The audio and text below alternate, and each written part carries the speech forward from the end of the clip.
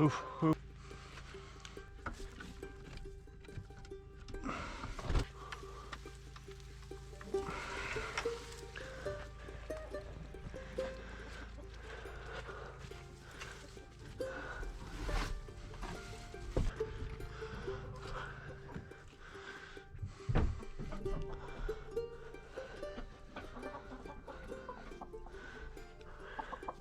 Stand up.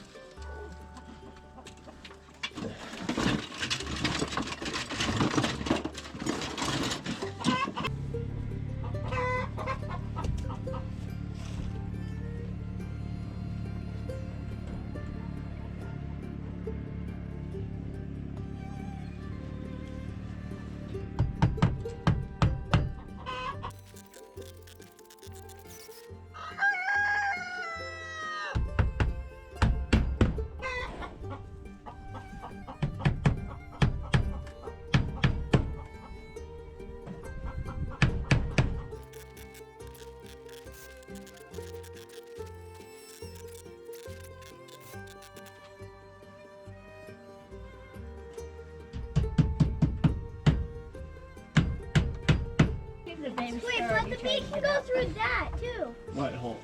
That's Yeah, I think we're gonna start having to close that at night. How? I'm gonna have to put a board in front of it or something. No more shooting windows, okay, bro? I can still shoot it, just so I don't hit that. No, yeah, no, you cannot. If I catch you doing it again, you're gonna get in trouble. I don't even know where the BB gun is. That's good. I put it away.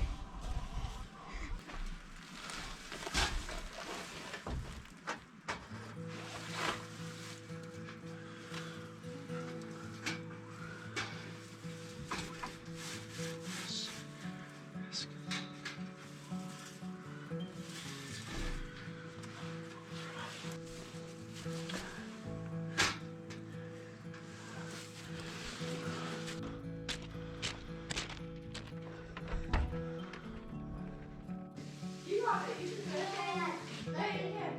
Go. Ice cream, soda pop, cherry on top. Who's your boyfriend? Let's find out. A, B, C, Okay. C for on top. Who's your girlfriend? Let's find out. A, B, C, G, E, F, G, H, I, J, K, L, M, N, O, P, Q, R, S, R. R. It finally dried out enough this week that I jumped on the four-wheeler and I rode to the furthest point on the back of our property that I've ever gone.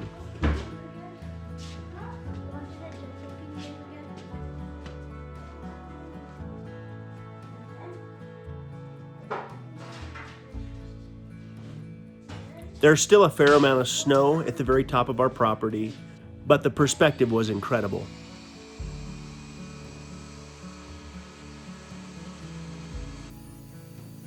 After looking at the original place where I wanted to put the cabin, I'm beginning to think it's a little bit too far and a little bit too hard to get to put it there.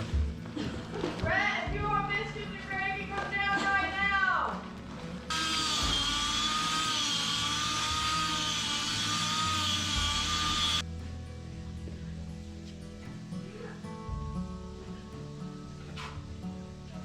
I found a place quite a bit closer to the house, yet far enough away, where the cabin would feel like I'm out in the middle of nowhere, yet at the same time be accessible in the middle of winter.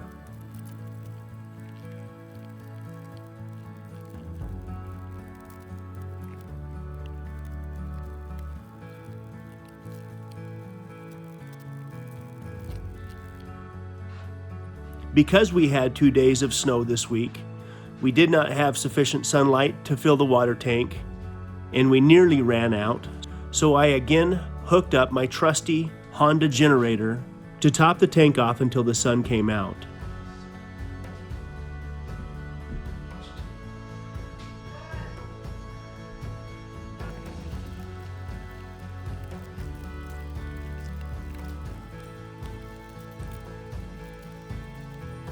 We also lost 2 of our best layers this week to what I'm guessing is the same infamous mink that over the last year has probably killed close to 20 chickens.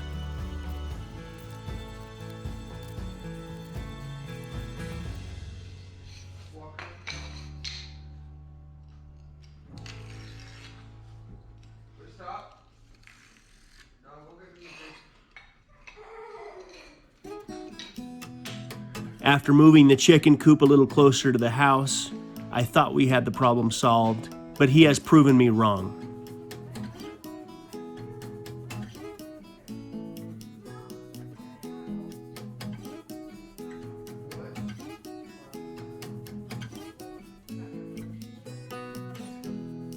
I fixed the windows that Reed broke last year and made it a little bit more difficult to get into the chicken coop. And now I've got a live trap set, and I'm hoping for the best.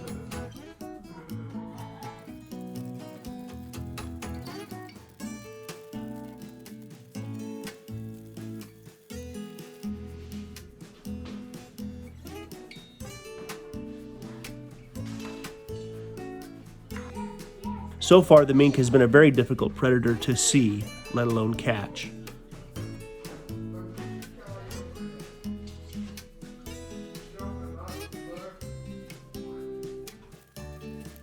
Because of the weather, I felt like it was a great time to get the brick veneer put up behind the fireplace.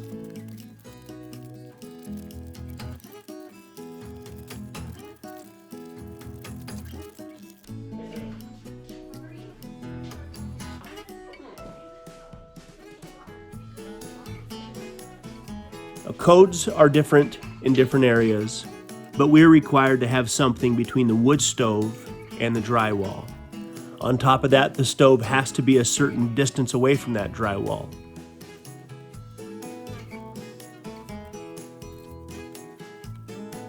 Depending on how new the stove is, it can be anywhere from 14 to 18 inches away from the wall.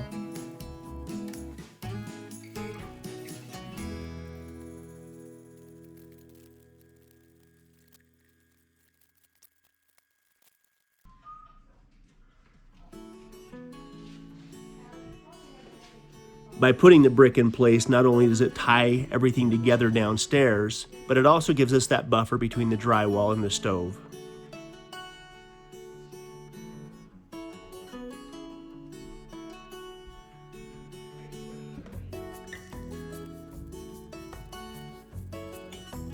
This is the same brick veneer that I did the backsplash around the kitchen sink and the countertops with.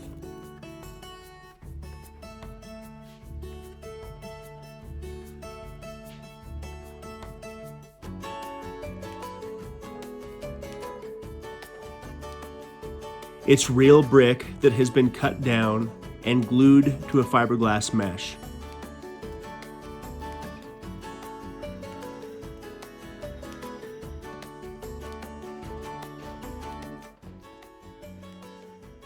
What do you think?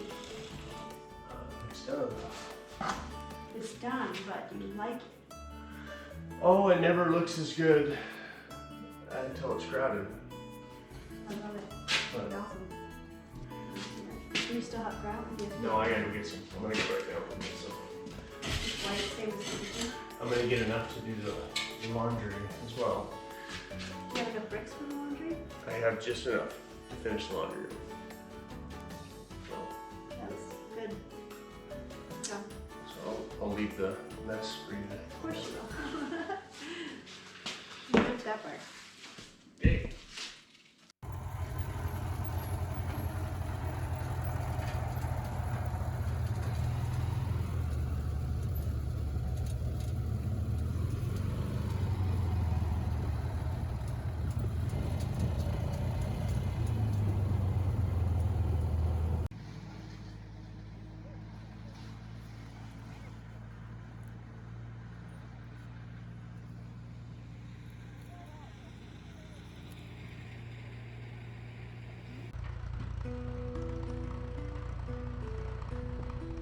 We're still thinking that we're going to stain, then seal the concrete, so I don't want to do any brick underneath the wood stove.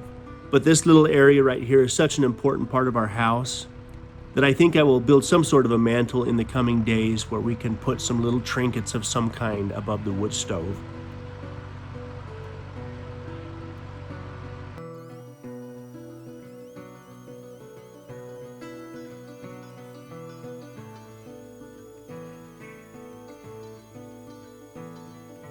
I'm also thinking that I may pull the wood stove out at some point over summer and take it and get it powder coated with a high temp coating, because the 25-year-old coating that's on the stove is just about gone.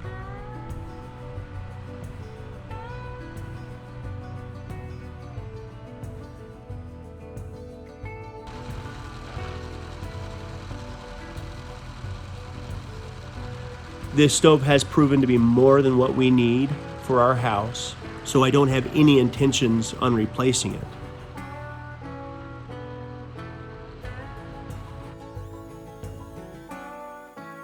It burns incredibly efficient.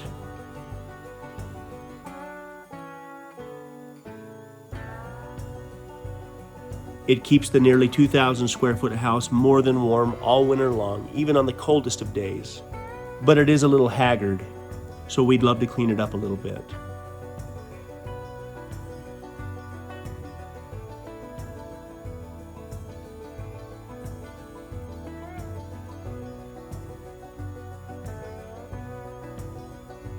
Since we've had the kids home for as long as we have, we've been trying to catch up on our firewood.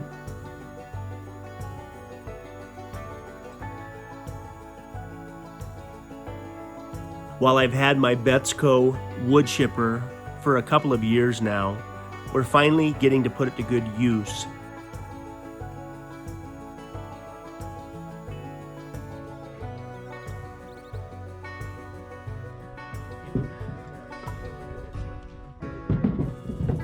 I borrowed the neighbor's tractor because my tractor at the moment is still split in two as I'm waiting for parts to show up.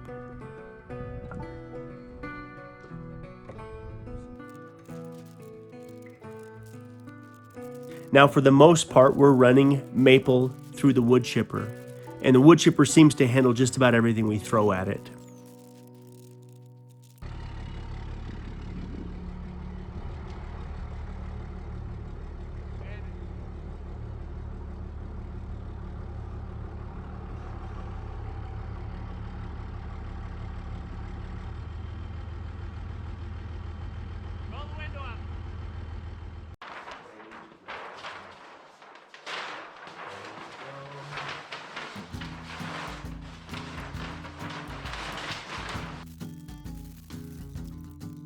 It can handle up to a 6-inch log, but anything more than about 2 to 3 inches we turn into firewood where we can.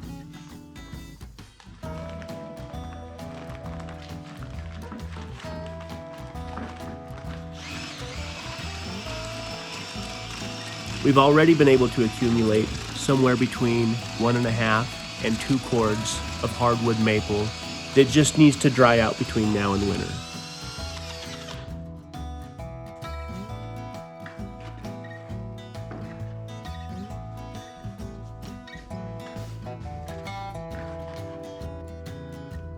In the next week or two, our plans are to turn some of this maple into wood chips that we can use around the house, and hopefully in the garden area where we plan to do some square foot gardening.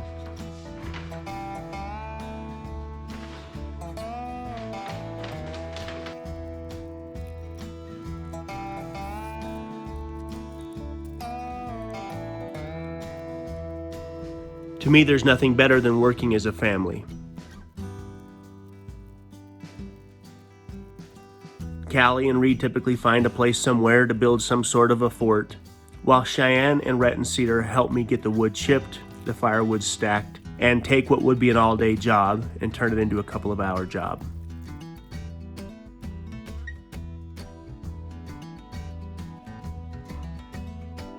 I gave the brick veneer about 24 hours to dry after getting it all put up and put in place.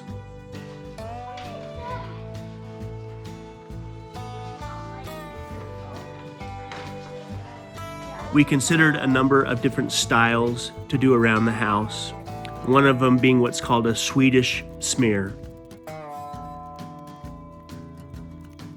Basically, the idea is that after getting the brick up, you use the grout to smear all over the brick to give it a very industrial, rustic look.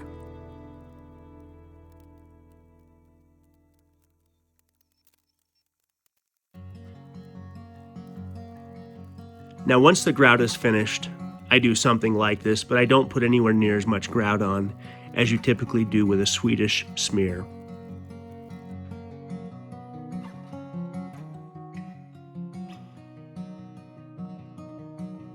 We want it to look rustic, we want it to look used, but we also want to see the brick.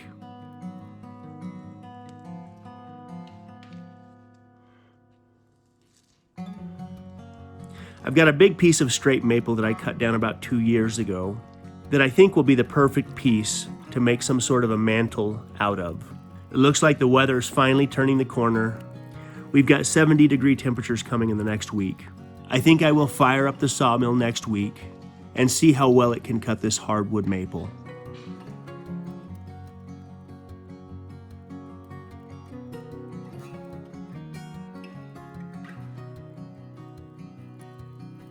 The last two big projects are the upstairs laundry room and the handrail going down the stairs.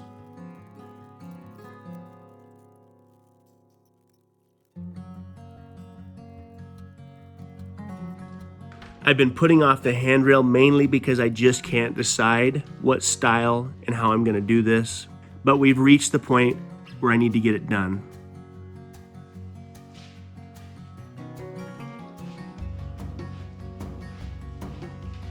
It won't take me but a couple days to finish the laundry room tile, and then we've got to get the handrail done.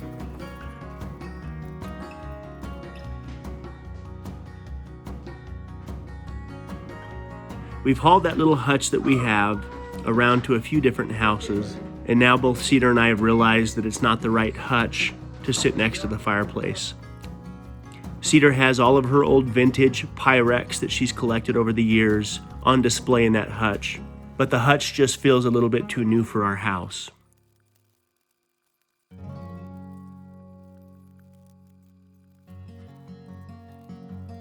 I'm hoping that I can find some sort of a pie safe or some sort of an antique rustic hutch that would fit perfectly in our space. Now all I've got to do is spend some time on the internet looking around.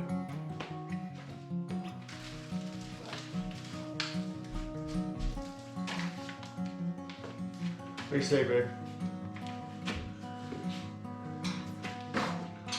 What do I say? Yeah. That looks amazing. You ready to clean up?